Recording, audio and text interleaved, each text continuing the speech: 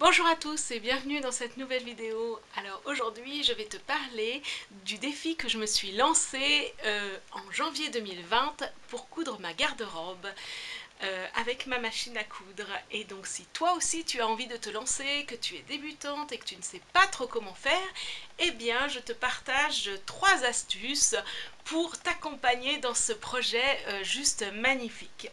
Et même si tu es débutante en couture, cette vidéo est faite pour toi. Alors, on y va? Voilà, astuce numéro 1, je trie mon placard. C'est une étape primordiale pour pouvoir déterminer ce que j'ai besoin pour faire mes futurs habits. Donc, je regarde ce qu'il y a dans mon placard, j'en profite pour faire le tri. Donc, les affaires qui sont en trop, qui ne me vont plus, mais qui sont en bon état, je peux les mettre à vendre sur Vinted. Les affaires qui ne me vont plus ou qui sont trop usées, je peux récupérer les boutons, les fermetures éclairs ou ne rien récupérer du tout, c'est comme vous voulez, et les mettre au tri. À l'issue de ce tri général, vous allez pouvoir déterminer ce dont vous avez besoin pour la saison.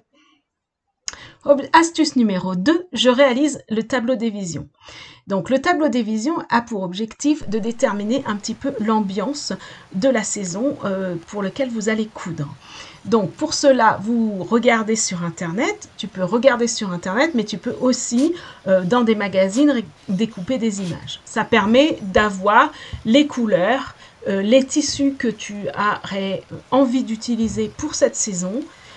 Et moi, je mets aussi un petit peu toujours un petit peu une ambiance où là j'ai mis bulle de douceur avec des matières plutôt chaudes et des couleurs plutôt chaudes. Mais tu peux tout à fait me dire, toi en commentaire, ce que tu aimes comme matière et comme motif. Ça m'intéresse beaucoup. Alors pour ma part, pour la saison donc de cet hiver, j'ai utilisé des matières plutôt naturelles et plutôt chaudes comme la flanelle. Astuce numéro 3, je choisis mes patrons. Sache que si tu es débutante, ce n'est pas parce que tu vas utiliser un patron simple que ce sera moins stylé. Au contraire, c'est des histoires de matière et surtout des histoires de matière avant des histoires de patrons. Alors comme tu peux le voir, moi j'utilise énormément les patrons d'Irandou que j'adore. Ils ont plusieurs niveaux de facilité.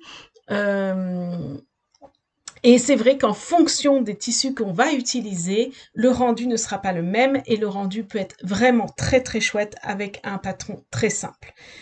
Va sur des patrons que tu aimes, que tu as envie de coudre et c'est là mon conseil pour cette fois-ci.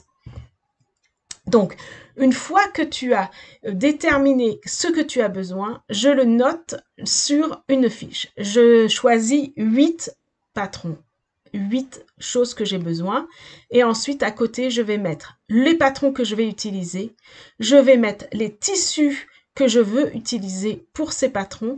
Je vais mettre le nombre de métrages pour que comme ça, quand je commande mon patron, eh bien, je sais combien de mètres j'ai fait. Et en fait, après, à côté, je mets si je l'ai fait ou pas.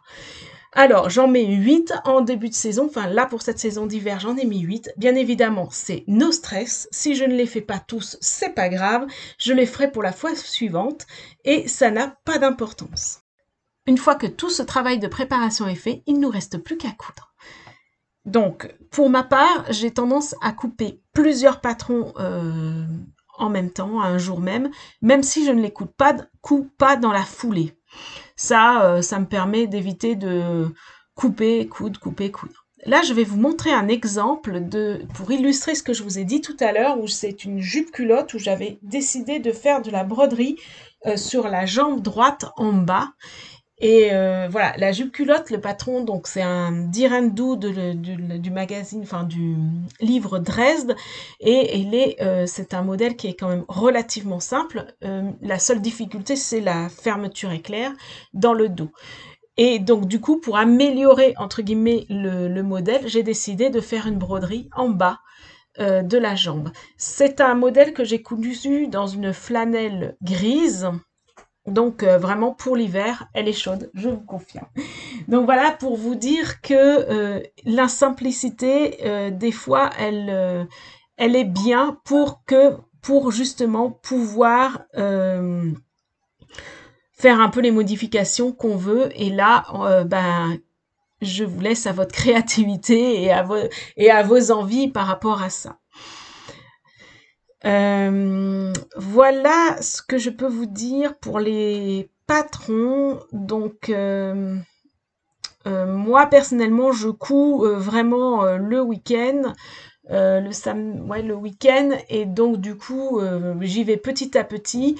Par exemple, cette jupe culotte, je l'ai finie en fin d'hiver.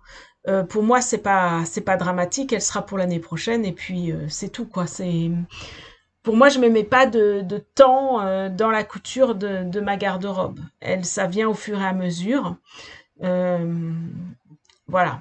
Étant donné que de toute façon, elle n'est pas vide au départ de l'hiver, c'est vraiment, on améliore les pièces, et c'est une garde-robe qui vit, entre guillemets, avec des pièces qui s'en vont, des pièces qui se rajoutent un petit peu au fur et à mesure. C'est un petit peu ça. L'idée, c'est pas non plus de faire 10 choses d'un coup. Alors la seule chose que j'avais vraiment besoin, c'est que moi j'ai commencé l'hiver sans manteau, donc du coup évidemment là j'avais besoin d'un manteau, et évidemment ça a été ma priorité. Mais sinon j'y vais vraiment à mon rythme et en fonction de mes besoins que j'ai, ou de mes envies que j'ai du moment.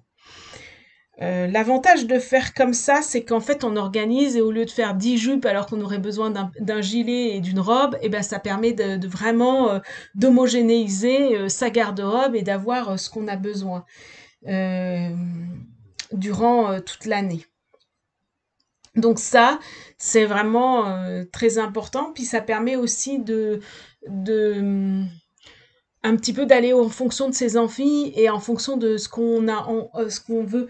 Moi, de faire ma garde-robe, ça me permet d'être beaucoup plus dans mon corps, de m'affirmer plus dans ce que j'ai envie. D'ailleurs, moi, j'adore les petites fleurs, j'adore les matériaux fluides, et c'est vrai que je choisis aussi mes matériaux, je choisis ce que j'ai envie, et ça, c'est quelque chose qui est important pour moi, et pour mon estime de moi aussi, au fur et à mesure. Je remarque qu'à force de faire ma garde-robe, je me sens mieux dans mes vêtements aussi.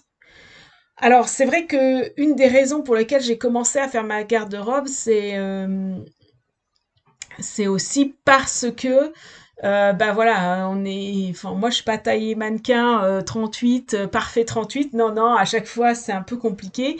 Et du coup, voilà, là je taille des vêtements sur mesure à ma taille. Je sais que à la fin ils m'iront. C'est aussi la raison pour laquelle moi personnellement j'utilise les patrons d'Irendou, parce que ils sont très très bien expliqués et très bien conçus en fait pour ma taille.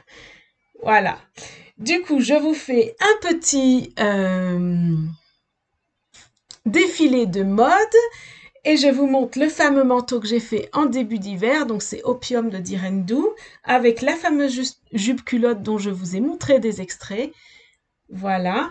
Alors bien évidemment, avec les chutes, vous pouvez faire des petites culottes, hein. J'ai oublié de mentionner ça, mais c'est tout à fait possible. Donc voilà un petit peu ce que je peux vous proposer pour cette vidéo-là. Eh bien, si cette vidéo vous a plu, qu'elle vous a inspiré, qu'elle vous a encouragé à commencer votre garde-robe, eh bien, n'hésitez pas à vous abonner à ma chaîne, et je vous dis à très vite pour de nouvelles vidéos.